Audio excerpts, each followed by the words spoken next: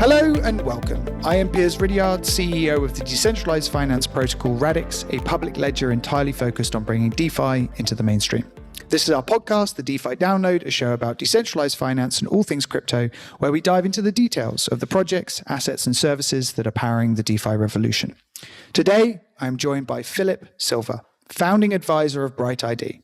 BrightID is a system to provide a proof of digital uniqueness so that all systems can have fair and open access. Philip is also involved in the DAO, Flamingo DAO, and Neptune, and is a serious proponent of decentralizing everything. Philip, thank you so much for coming on the show.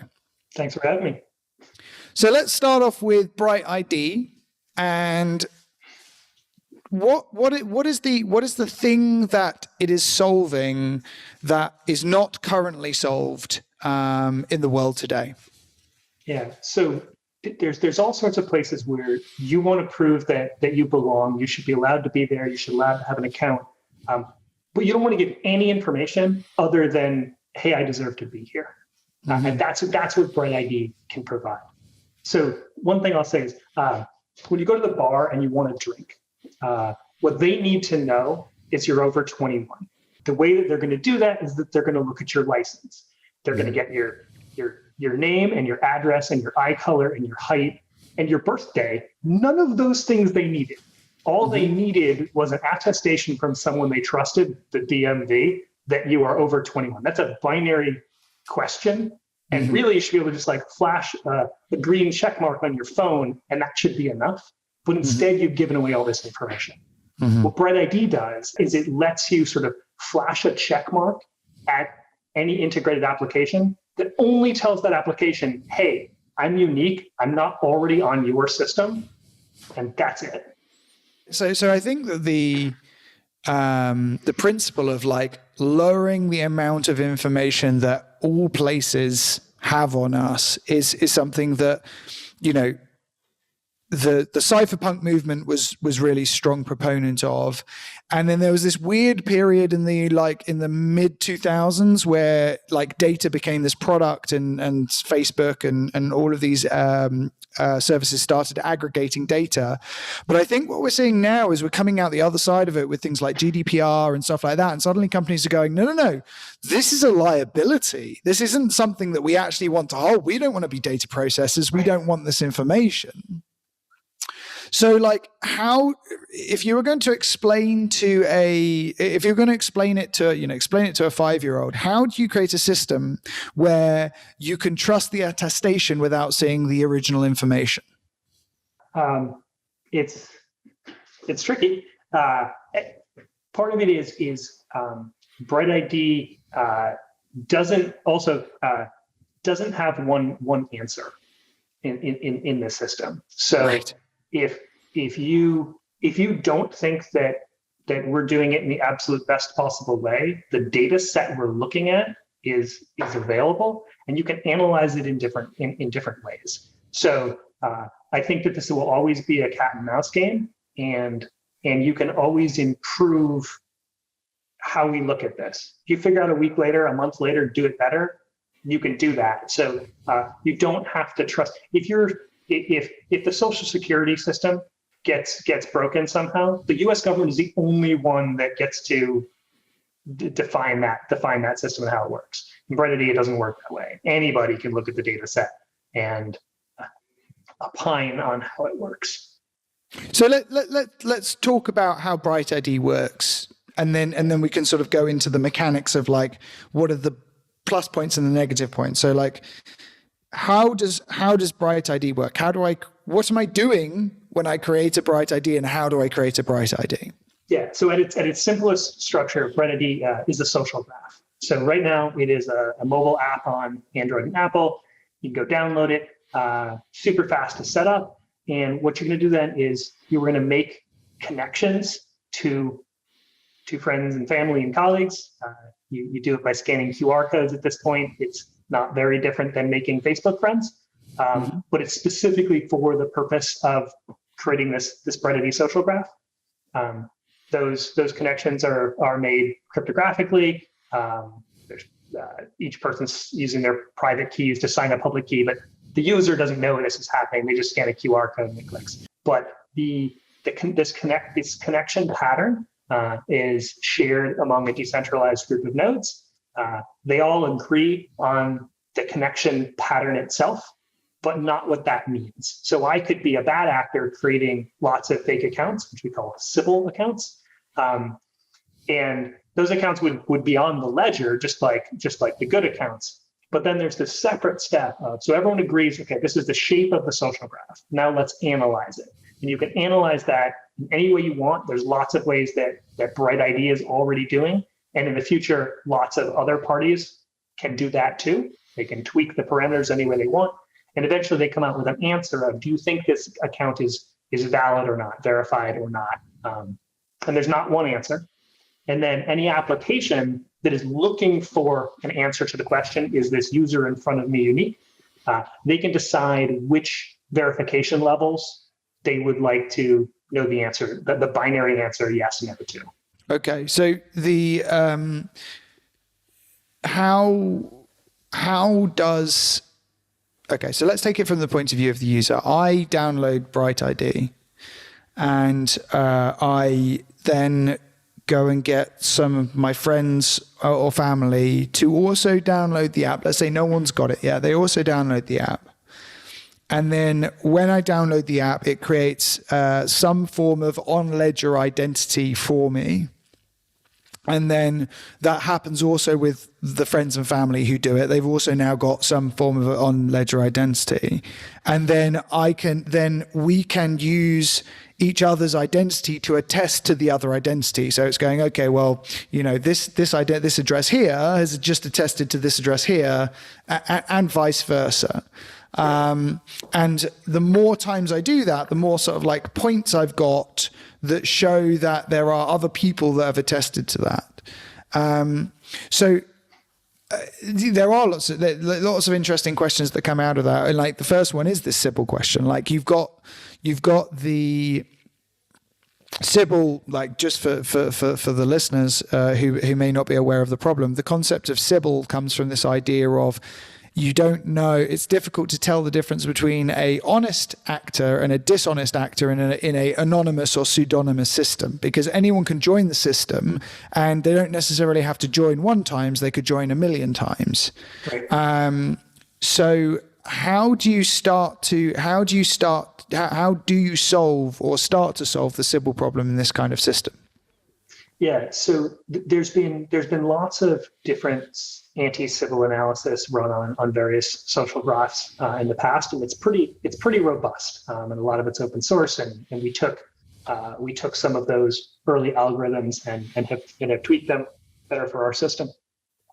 So the shape of the connection patterns is very telling.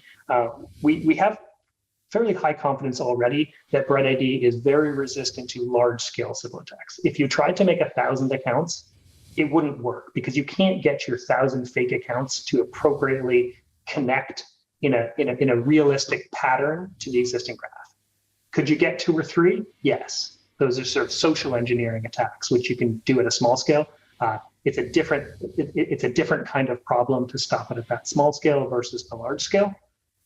But you can't, if you came into the BrightID social graph with a bunch of fake accounts, they'd sort of form an island off on their own with only little bridges back to the main graph. And our systems would label that as likely Sybil, or we don't have enough information. Right. And we're playing with tools now that would incentivize people to go explore parts of the graph that we don't think we have enough information on. Because a Sybil attack actually looks a whole lot like an honest attack that just hasn't gotten densely connected. So, you know, I go into some town, nobody in the town has ever heard of BrightID. I get every single person in the town on BrightID, but they're only connected to me and each other. That would look like a Sybil attack. Right. But if they are honest, we should be able to, it shouldn't be too hard to make bridges into that community, because we know how people actually behave and connect. So once you have that identity, like what can you do with it now, and what do you want to be able to do with it in the future? Like what's the end state and what's the current state? Yeah, so let's talk through a few of the cool things you can do with it today, and then run it. So one really cool program is called RabbitHole. So RabbitHole is a sort of earn and learn platform, kind of like Coinbase Earn. But on Coinbase Earn, you watch really simple videos that don't teach you much, and you get a little bit of crypto coin. In RabbitHole, you actually take on-chain actions, usually in DeFi platforms, where you're actually really using their product and seeing what it's like. And then they can see that you have done these on-chain actions, and then they pay you a reward. And this is good for the user because they learned something and they got a reward. Hopefully the reward covered their gas costs. The platform got a new user, and not someone that just looked at it and heard about it, but actually performed the action. Super important that they have Sybil resistance. Otherwise, people that already know would just go in and do that on a bunch of accounts. That's not a good ROI for the platform.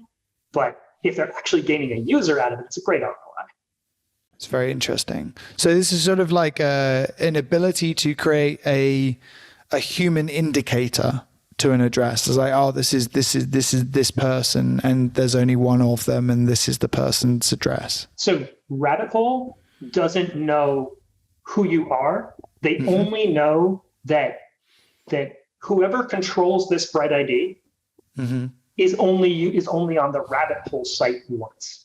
You could even right now they're just linking to one Ethereum address, but in the future your RabbitHole account could point to 5 different addresses because you actually want the resume sort of. You want RabbitHole to look at you as a holistic user.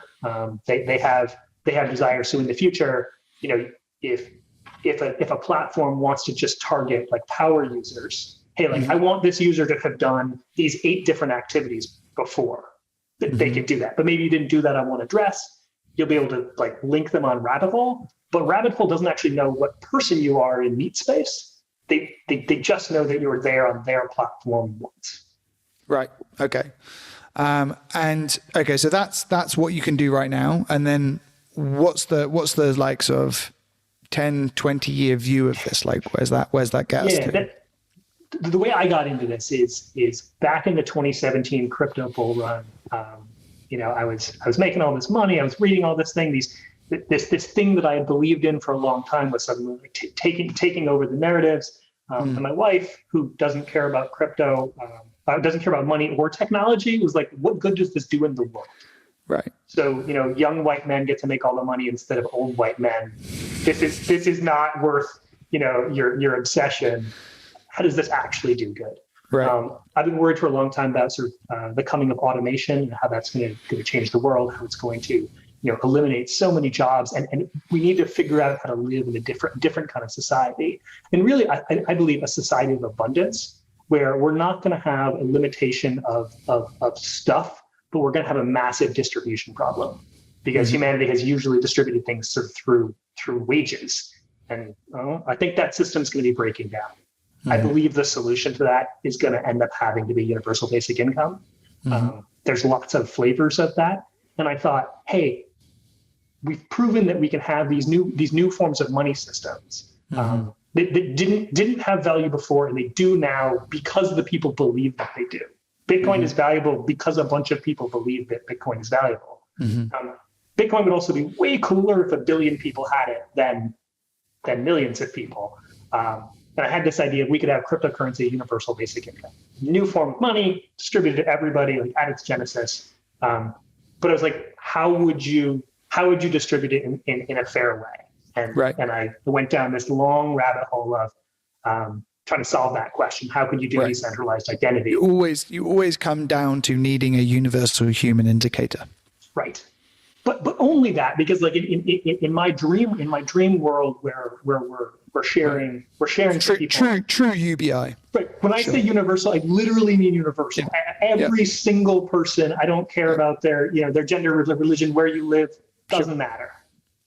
And from an administrative standpoint, we've got these tools, and sure, Ethereum transactions are really expensive today, but we're going to figure this out. Scaling is working. There's 10 years from now, billions and billions of people are using this stuff on a daily basis. Right. There's no reason why we couldn't be sort of dropping money into everybody's phones perpetually. Right.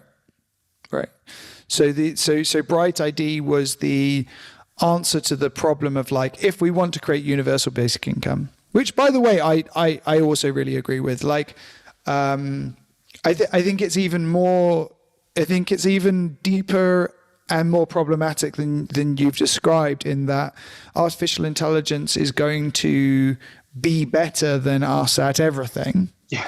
Therefore, you have we essentially become pets.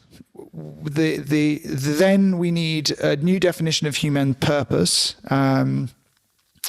And like the best I've come up with so far is perpetuation. Like I can't think of anything other than like perpetuation of self. There could be other stuff, like, but in terms of like the management of resources for humanity, like why we should stop polluting, why we should stop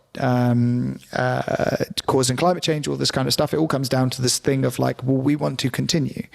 George Carlin has this wonderful like saying of like, save the planet, like don't be so high and mighty, it's save yourself. Like that's what this is ultimately. It's like, keep your environment in such a fate that we manage to perpetuate, because the planet isn't going anywhere, we're the ones going somewhere. So like, if you sort of go down to that level, then it's like, okay, well, if everything that a human can do will be done better by a machine, and all that's happening is smarter and smarter people, a smaller and smaller number of them, end up creating more and more complicated machines to do more and more of what humanity currently does in aggregate, then yes, you need a distribution model, because, well, depending on whether or not you're like, well, capitalism is still necessary in some form. Well, here's the thing. So I absolutely do believe deeply in capitalism, and capitalism has proven itself as an amazing system for generating stuff and wealth. Right. But it does a terrible job of distribution.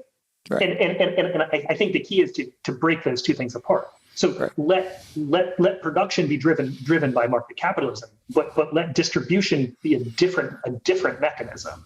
And I particularly love it in the context of crypto. If you do UBI in a fair way at the genesis of the creation of the money, like set the rules at the beginning. If Bitcoin did it with proof of work, and that's how Bitcoin came into existence. If you had some other system that's just like, it's always fair. Like everybody gets one every day. That's just like the base of the system.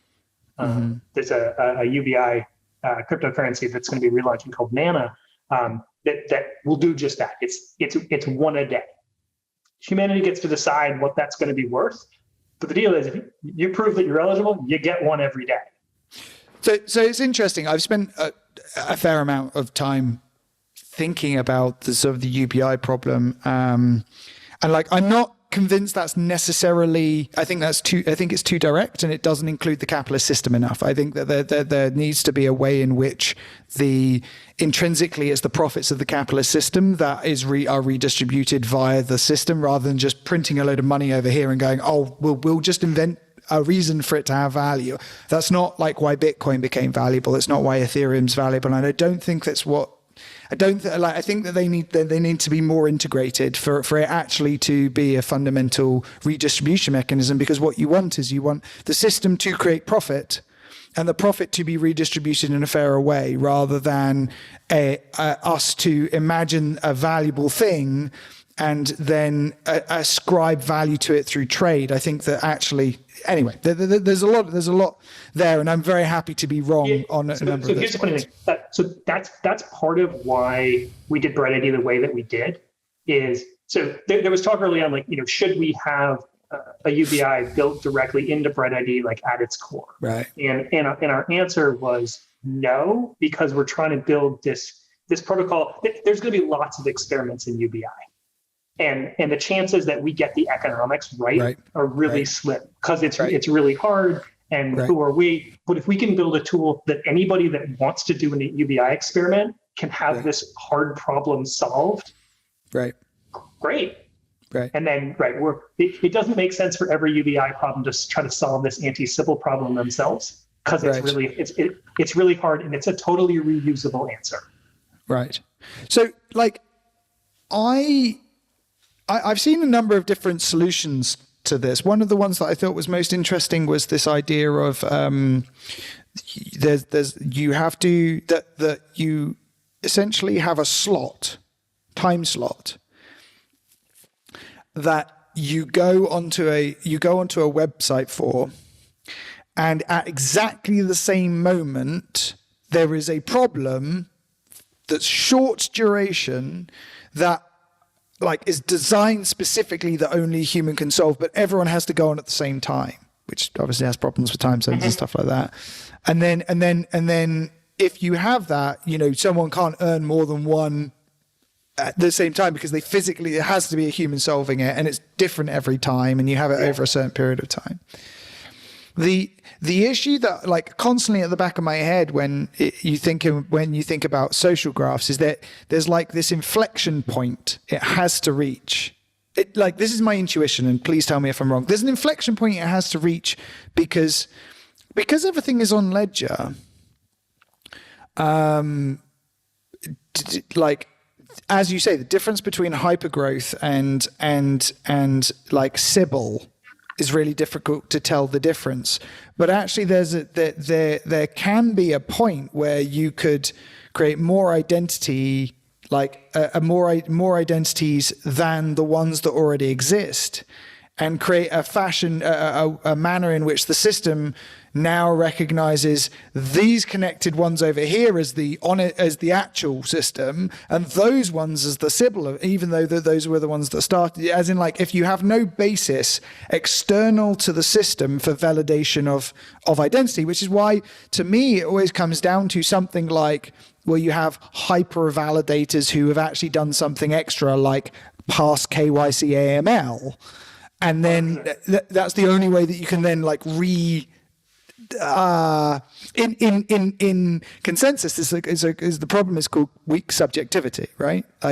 When you can't tell by looking at the history of the ledger which of two forks is actually the official fork of it, just by looking at what's happening on the ledgers, weakly subjective consensus system, and you've got sort of a similar problem here. Yeah. So the way that we start to deal with that. So right now, most of the analysis that's being done is by the BrightID core team. In the long run, we hope that totally outside people will run their own analysis, and some of it will reference some of our work, and some of it will be completely different. We have what we call seeds in the graph. So there's a bunch of groups that we have gone in, we've met the people, we think that they're good actors, we think that they have a public faith that other people can find, and we have a DAO that votes them into seed status. Seed status helps them spread trust in the network. It does not give them instant, immediate credibility.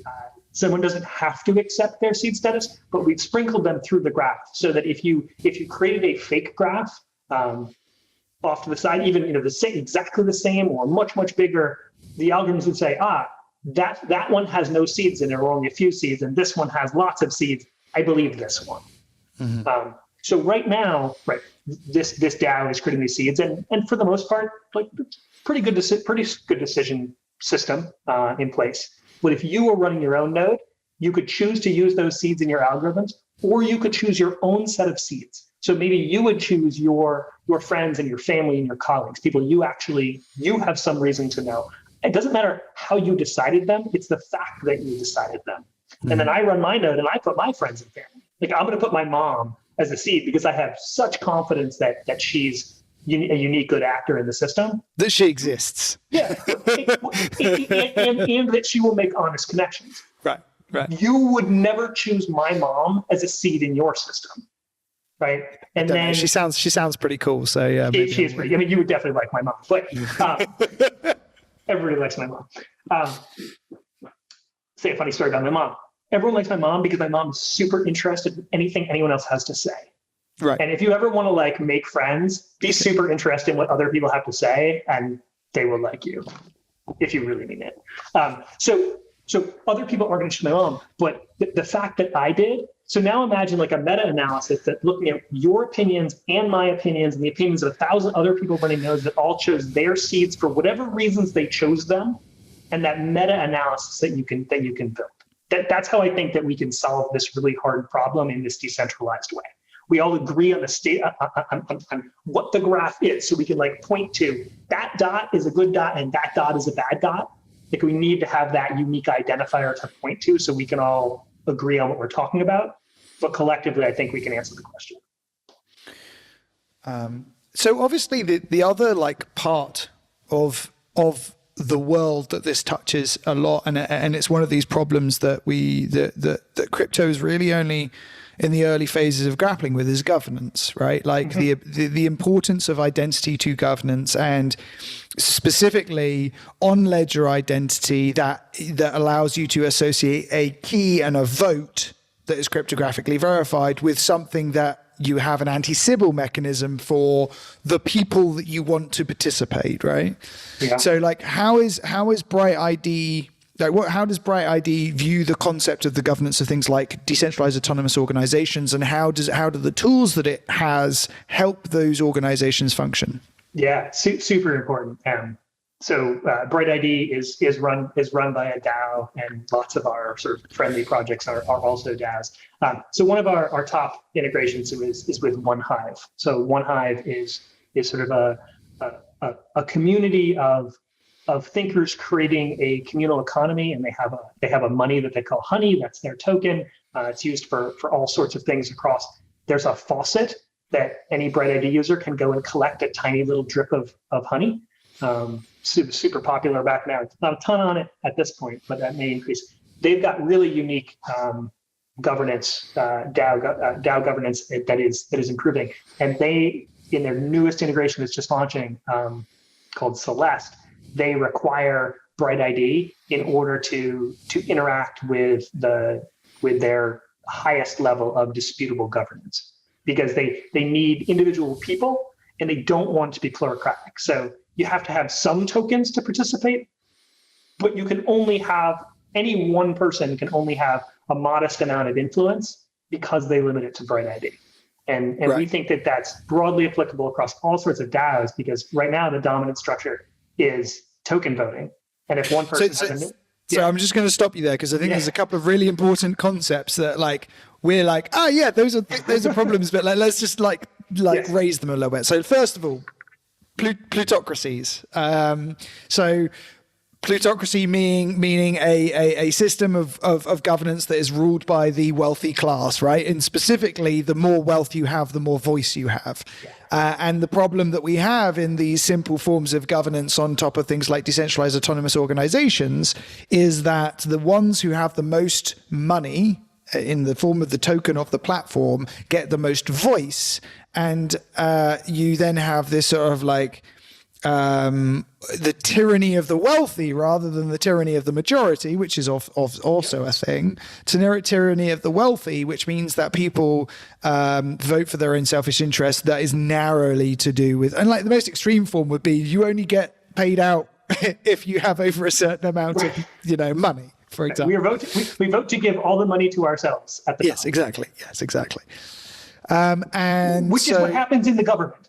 Like that is dominant in how like the United States government works. The vast majority of like new money that's coming into the system gets sucked away by the people at the top of the financial system, largely because they have a whole lot of political power.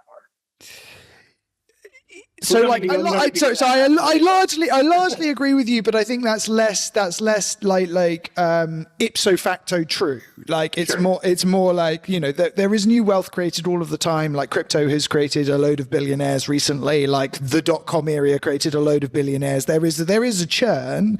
The point is, and like actually like, it's less the political factor of things and more like the automation thing that I'm worried about. Like the like, it's not that I think that new people can't get wealthy. It's that I think that a smaller and smaller number of those new people will garner more and more of the wealth. And I don't think that's necessarily anything to do with politics. I think that's more to do with the split between capital and labor and the fact that like capital is gaining more and more of the share, right? So I think that you should get back to DAO voting. But like, but like from the point of view of like a plutocracy, the simple forms of governance that we're currently implementing on top of public ledgers is a plutocracy. The more tokens you own, the more vote you get. And what you're saying here is, well, token, like your ownership, your stake in something should have some voice, but it should be muted because everyone, it deserves a voice, and that voice should be heard in a way that isn't just counted by money. Yeah. So another great example, and this is a BrightID integration, is Gitcoin. So Gitcoin is sort of the center of public goods funding in the Ethereum ecosystem. And if you guys haven't checked out Gitcoin, I definitely encourage you to go check out gitcoin.co. So all sorts of open source projects that need funding can go there and get grant funding from the general audience, and also some deep-pocketed donors. So what happens is every quarter, a bunch of deep-pocketed donors donate to a grant pool, and they've been donating hundreds of thousands of dollars in recent quarters, which is awesome. And then all the people go in and they donate small amounts of money to these projects. It could be as little as $1. You're welcome to give $10, $100, but it's usually smaller amounts. And then they use what's called quadratic matching to figure out how to distribute the big pot of money to all the little projects. And anytime you donate more money, the project gets more grant, but more important than that is more number of people. So 10 people each donating $1 earns much more grant money than one person donating $10. Right. And it even earns more money than one person donating $100. In some cases, the match multiples are huge. And so it's skewed to the people, but also but dollars have an impact, but just not as important as people. Right. And so the BrightID system, especially in decentralized autonomous organizations, allows you to have a system of governance that is more than just a plutocracy. So let's take another step back and talk about decentralized autonomous organizations, because you're involved in several. You got the LAO, Flamingo DAO, and Neptune. Before we sort of dive into like the importance of DAOs, could you just talk a little bit about what each of those organizations do? Yeah. So the LAO is basically a venture capital system where up to 100 people can come together, evaluate investment opportunities sort of across the crypto sphere. Collectively, we have pooled collective capital, and we decide where it should be deployed. A lot of really brilliant people really enjoy being in there and getting to know them and learning from them. We've been really active. So we've been the DAO was formed just over a year ago and has made something like 40 investments across the space. And we continue to slowly open up slots in the LAO. It's not quite filled for security, for U.S. law and security reasons. There can only be 99 members. Right. So the LAO is being really careful to follow all of the rules while sort of bending what those rules were created for. Because the rules written did not imagine decentralized autonomous organizations running on a public ledger. So can you so from the point of view of someone who's never heard of a decentralized autonomous organization, what we're talking about here is a smart contract in which people can put money, and then there is a rule set by which people can decide where that money is allocated. In this case, it is the allocation to investments in decentralized finance and crypto platforms. And I'm assuming it's Ethereum only, and it's token only investments, right? It is mostly Ethereum. Right. And it does not just token investments. We do tend to prefer token investments, but have made equity investments and have also made investments that it's like it's sort of equity for now, but it's probably going to become a token later, but we're not ready yet. So does that mean it has a legal entity? The LAO is a legal, yeah, absolutely. So the LAO stands for Legal Autonomous Organization. Yeah, so it's a Delaware LLC. The regulators could look at the LAO and see something that they recognize. The way it works behind the scenes is wildly different, but the actual formation docs go, oh yeah, I understand exactly what that is. But it just points to an Ethereum address for certain actions. The members will vote on via this smart contract. Right. Very interesting. And so the Lao is sort of, in many ways, the completion of the thought that started with the DAO back in 2016. Was it 2016? It is the reimagining of the DAO wrapped up in a legally compliant manner. That's fascinating. It's funny when the DAO was announced by Stefan Twall, I wrote a blog post because there was a lawyer. I can't remember his name, Stephen something, who came out and said how to sue a DAO. And I wrote a Medium. I wrote a blog post at that time. It's actually published on CoinDesk, ironically, that said how to avoid being sued by a DAO and the how to avoid being sued if you create a DAO. And my conclusion was basically you need a legal identity for the entity, because legal personhood is recognized in law, and doing that is actually, there's lots of things that is good from it. Like limitation of liability is a fantastic thing, and you want it. Don't not have it, because otherwise you have, unlimited liability, and it's collective, as in any one person in the entity can be pursued for the entire amount. So joint and several is what it's called in English law. Yeah. I don't know what it is in American law. Yep. So I wrote this piece about we'll just create an entity and then create the voting governments on top of Ledger and all this kind of stuff, and it no one cared. No one cared. But I feel like the time has now come, because the guy wrote the piece of how to sue. I then wrote the piece of how to avoid getting sued, and then it got hacked. And so everyone was like, "Oh, there's no longer need to care about this stuff. It's this failed experiment." So it's great to see that it's coming back around again. Okay, so the Lao, Flamingo DAO. What's Flamingo DAO? Yeah, so Flamingo DAO is a similar kind of thing. It uses all the same underlying technology and smart contracts, but it's based on the NFT space and sort of the metaverse. So in the Lao, we started to be interested in some of this NFT stuff, but we were like, I don't know that it really belongs here. Let's create one that's NFT focused. It's a little wilder and crazier over there. It's sort of it's more fun and creative, and it's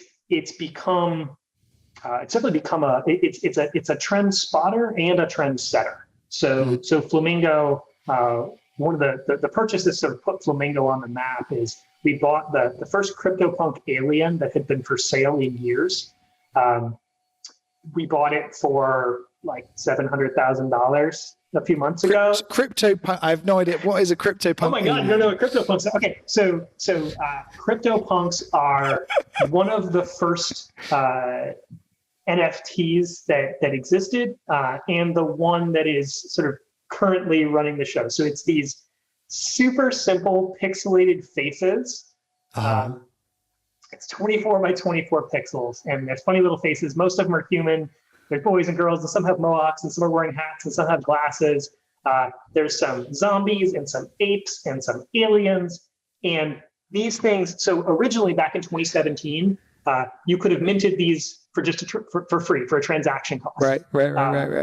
Now the base price is $30,000 for the cheapest ones, and the most expensive ones are selling for millions of dollars. Wow. Now that I've told you this, you're going to see these things on Twitter as people's avatars. But why? Why? What? Why? Why? Yeah. So they are. This is another podcast about NFTs, but why? Yeah.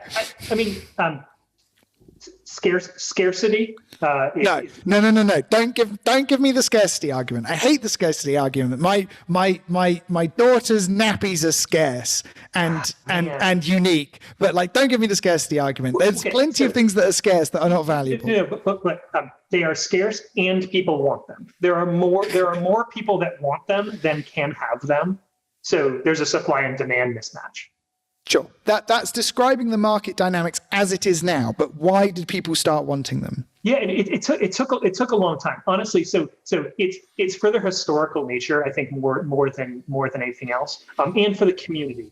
A huge part of why some NFTs have value, and the ones that I think will actually retain value over time are ones that have a passionate community of people that care and think they're valuable. So, you can go on, if you think that you're, your thing is, you make some NFTs and you're the only one that thinks they're cool, and maybe your mom thinks they're cool. Right. Not a big market. But if there's 100,000 people that think they're cool and there's only 10,000 of them, and they're cool enough that those 100,000 people continue to think they're cool, and even better, every month a few more people come in and also think they're cool. Sure. That's So, but again, it's described. All we're describing is the thing. Once something becomes desirable, what the market dynamics then look. But it doesn't describe the manner in which something becomes desirable in the first place. There are. Maybe it is community. Maybe it just comes down to community. Maybe that is just the core of it. I think it's the biggest. And in this one, there's a lot of projects now that are trying to make themselves valuable quickly. This one was a slow burn. This was from 2017, and they were free at the beginning. So for a long time, it just kind of went under the radar. Obviously, I wish I'd gotten punks back when they were cheap.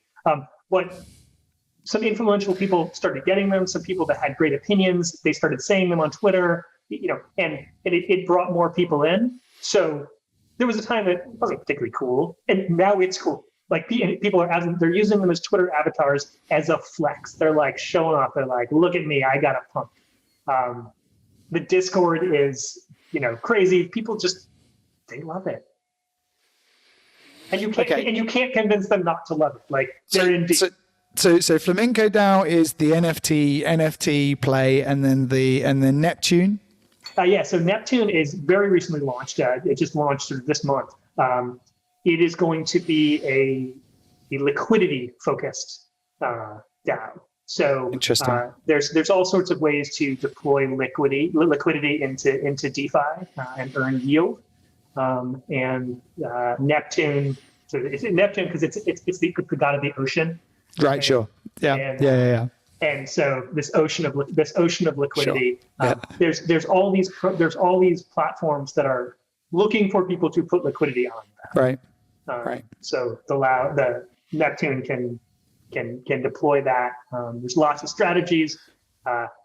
In the end, actually, I think Neptune will probably end up having the most capital in it in the long run, just because it's simple. So a lot of people now like to put money into Yearn.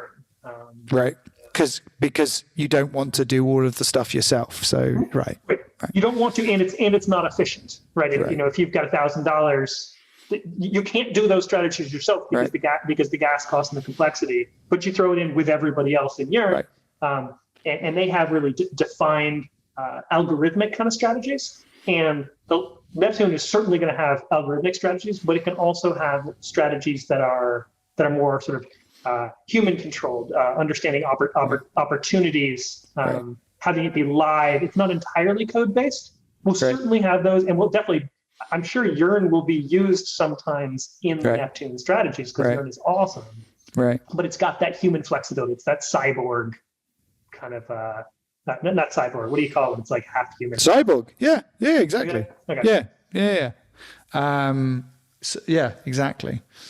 So, it's been wonderful having you. It's really been a joy to speak to you, Philip. Thank you so much for coming on the show. If people want to find out more about BrightID and indeed get themselves a BrightID, how do they? Where do they go? What do they do?